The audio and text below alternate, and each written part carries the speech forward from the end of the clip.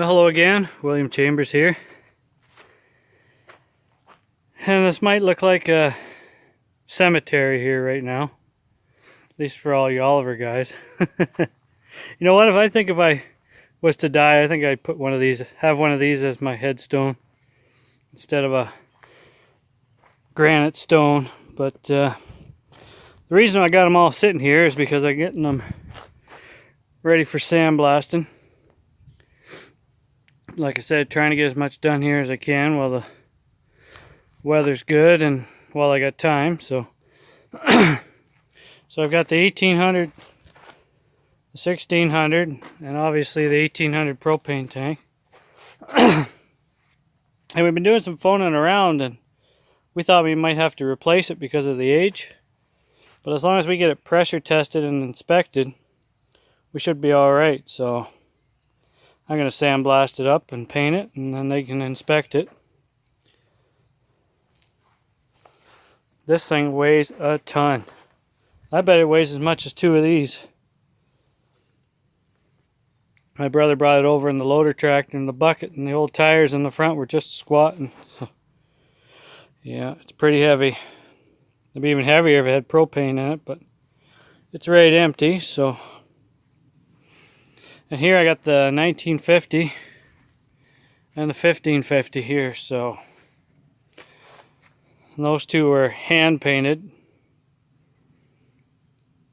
Yeah, so I have 2 layers of paint to take off of those. These both are still the original. So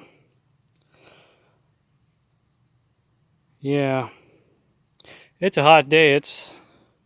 Right now it's still 30 degrees Celsius, and I'm in my coveralls, and then I got to put my sandblasting suit on besides that. So yeah, but I got to do it in the daylight because I'm blind as a bat, so I can't see once the sun goes down. So so I'll get these sandblasted, and I'll show you what they look like.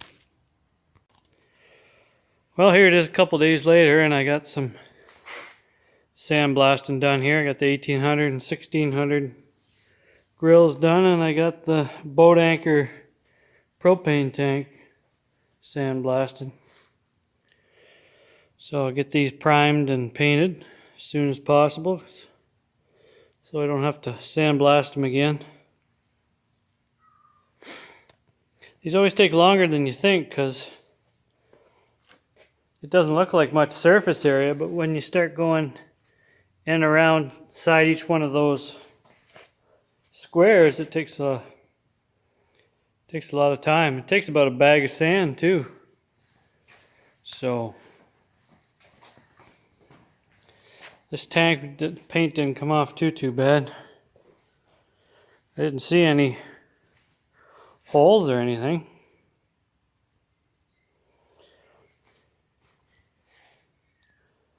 So basically you figure a bag of sand per piece. There's so hot in there.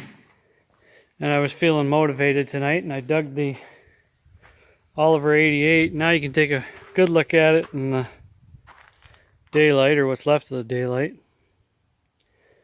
I got this one side pretty well done, and then I ran out of sand, so I'll call her a day.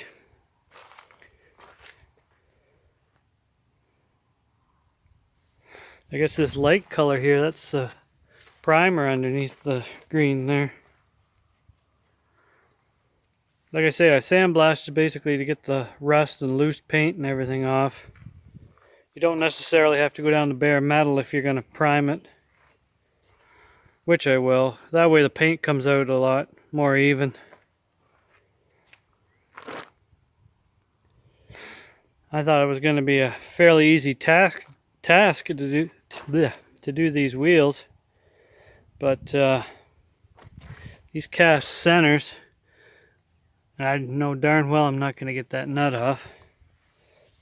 That's what holds those big cast centers in there. So you can take the rim and tire off fairly easy, but you're still going to have to paint that piece on the tractor.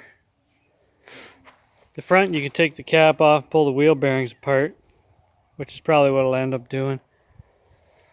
I've painted wheels on while they were still on the tractor, and it's a pain in the butt. So save myself some aggravation here.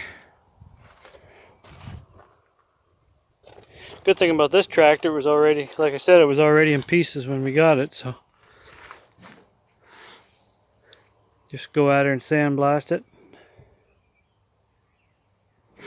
Get some prime and paint on it. I'm looking forward to painting this.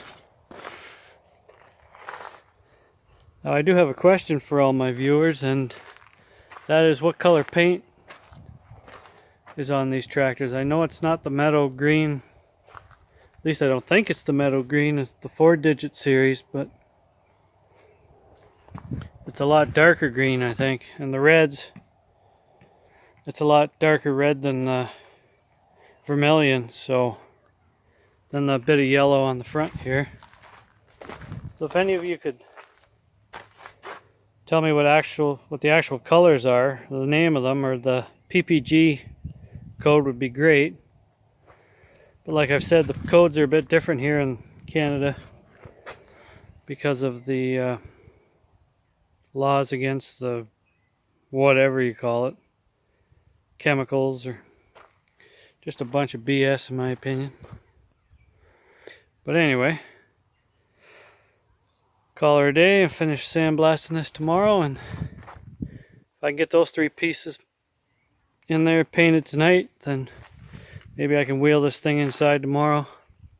Because you got to kind of keep it dry if you can. If it gets a heavy dew, all that sandblasting will start to rust.